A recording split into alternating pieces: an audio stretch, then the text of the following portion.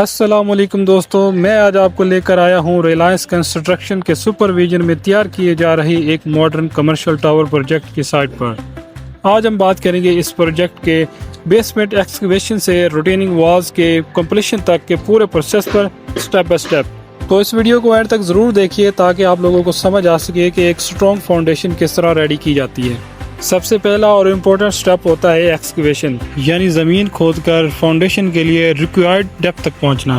Excavation से पहले हम मार्किंग करते हैं जहां फाउंडेशन लाइन सेट की जाती हैं। उसके बाद हैवी मशीनरी से जैसे एक्सीवेटर और डंपर का यूज़ करके ज़मीन को रिक्वायर्ड लेवल तक खोदा जाता है और ये प्रोसेस बहुत केयरफुली किया जाता है। जब एक्सकवेशन कंप्लीट होती है तो नेक्स्ट स्टेप होता है लेवलिंग और कंपैक्शन का, ताकि फाउंडेशन के नीचे की सॉइल स्ट्रॉन्ग हो। और अब जब कंपैक्शन हो जाती है और सरफेस तैयार हो जाती है तो उस पर एक लीन कंक्रीट डाली जाती है। इसमें स्टोन क्रश जो प्रॉपर स्टोन से बनी होती है, साथ में सीमेंट की रेशो को कम रखा जाता है और साथ सैंड तो फिर हर कंक्रीट का हिस्सा होती है। इन तीनों का मिक्सचर बना के नीचे बेसमेंट की बेस तैयार की जाती है, यानी जिन्हें हम अपनी देसी ज़बान में बेड भी बोलते हैं, यानी बेड का स्ट्रक्चर तैयार किया जाता है। अब आता है सबसे इम्पोर्टेंट स्ट्रक्चरल पार्ट, यानी स्टील बाइंडिंग डिज़ाइन के मुताबिक लगाई जाती है। फिर फॉर वर्क यानी थोड़ी बहुत शटरिंग करके इसमें मशीनरी के ज़रिए कंक्रीट बनाकर कंक्रीट पोरिंग की जाती है। ये प्रोसेस इंश्योर करता है कि ये पूरा लोड स्ट्रक्चर के इक्वल डिस्ट्रीब्यूट हो और बिल्डिंग की स्टेबिलिटी मेंटेन रहे। और मैं आपको बताऊं कि यह प्रोसेस बहुत टाइम और सफाई मांगता है। सबसे पहले स्टील बाइंडिंग बहुत एहतियात से की जाती है और बेसमेंट में सबसे ज़्यादा स्टील यूज़ होता है, क्योंकि बेड से लेकर बेसमेंट की रिटेनिंग वॉल तक बस स्टील यूज़ होता है, जिसमें मुख्तलिफ साइज़ का स्टील यूज़ होता है। और फिर स्टील बाइंडिंग के बाद जब कंक्रीट पोरिंग की बारी आती है तो वो भी सेम ऐसे ही है कि वो भी बहुत ज़्यादा मिकदार में यूज़ की जाती है। कि कंक्रीट पोरिंग बेस के बेड में बहुत ज़्यादा यूज़ की जाती है। 2 फुट का इसका बेड था, इसके कमर्शियल टावर का। और उसके बाद इसकी जो रिटेनिंग वॉल्स हैं, ये जो आपको नज़र आ रही होंगी, इसमें सारा का सारा ये सबसे पहले स्टील बाइंडिंग होगी इसकी, और उसके बाद फिर इसमें कंक्रीट पोरिंग की जाएगी और वो सारी की सारी इसमें कंक्रीट पोरिंग से ये वॉल्स खड़ी की जाएगी। फिर बेड तैयार होने के बाद जब बेस बन जाती है तो फिर बारी आती है वॉल्स की, यानी रिटेनिंग वॉल्स की। अब जो एक्सपर्ट्स हैं उन्हें आइडिया होगा कि बेसमेंट की वॉल्स में ईंट वगैरह यूज़ नहीं होती, इसमें भी स्टील और कंक्रीट फिल होती है, यानी कंक्रीट और स्टील से ये वॉल्स खड़ी की जाती है।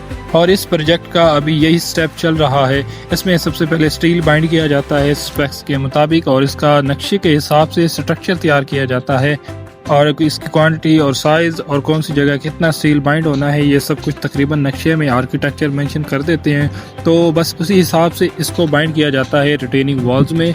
और इसकी बाहर की साइड और अंदर की साइड शटरिंग की स्टील वाली प्लेट्स लगाई जाती हैं। एक वॉल्स का स्ट्रक्चर तैयार किया जाता है शटरिंग की प्लेट्स के, और इनके अंदर जो गैप होता है जिनमें सरिया बाइंड किया होता है, उनमें हैवी मशीनरी से कंक्रीट की पोरिंग होती है। जब पोरिंग हो जाती है उसके बाद जब ये खुश्क होती है तो ये प्लेट्स रिमूव की जाती हैं, तो उसके बाद वो ऑटोमेटिकली वो वॉल्स की शक्ल इख्तियार कर लेती हैं। तो ये प्रोसेस होता है रिटेनिंग वॉल्स का। और इसमें जब सरिया बाइंड किया जाता है तो एक प्रोसीजर होता है कि एक चेकिंग वाली टीम होती है, उनको हमने चेक करवाना होता है कि जितना हमें बताया गया स्पेक्स के मुताबिक, जितना हमें क्वांटिटी बताई गई, जिस हिसाब से बताया गया है वैसे हमने बाइंड करना था। तो और उसके बाद फिर चेकिंग वाली टीम को हमने दिखाना था, क्योंकि आप किसी भी सोसाइटी, किसी भी कॉलोनी में आप कोई भी जब चीज़ तैयार करते हैं तो वहाँ की जो टर्म्स एंड कंडीशंस होती है उनको फॉलो करना हमें ज़रूरी होता है। तो ये DHA में अब जब हम बना रहे हैं तो हमें DHA के रूल्स फॉलो करना हमें ज़रूरी होता है। जितना उन्होंने सरिया हमें बताया गया था बाइंड करने के लिए, हमने वो करके फिर चेकिंग वाली टीम को बुलाया था और उनको दिखाया था कि ये हमने सारा काम तकरीबन कंप्लीट कर लिया, आप काइंडली चेक कर दें। तो उन्होंने फिर हमें अप्रूवल दे दी थी और अल्हम्दुलिल्लाह हमने अपना ये जो सरिया बाइंड किया था, जो हमारी टीम ने बाइंड किया था, ये हमें इस चीज़ की आगे इजाज़त मिल चुकी है कि आगे आप अपना काम स्टार्ट कर सकते हैं। तो ये भी एक इम्पोर्टेंट पार्ट होता है। तो मैंने कहा चलो आपको ये भी बता दूँ साथ साथ। अभी तक तो बस यही वर्क हुआ है। अब अंदर से ये शटरिंग वाले अपना फॉर्म वर्क इंस्टॉल कर लें तो हम कंक्रीट पोरिंग का काम शुरू करवाएं। हर स्टेप का अपना इम्पोर्टेंस होता है और रिलायंस कंस्ट्रक्शन हमेशा हर फेज़ को क्वालिटी और प्रिसिशन के साथ कंप्लीट करते हैं। अभी तक जितना वर्क हो चुका था मैंने उसका पूरा प्रोसेस आप लोगों के साथ शेयर कर दिया है, और मज़ीद जैसे जैसे आगे वर्क होता रहेगा तो मैं उसकी सारी वीडियोस बना के आप लोगों के साथ शेयर करूंगा।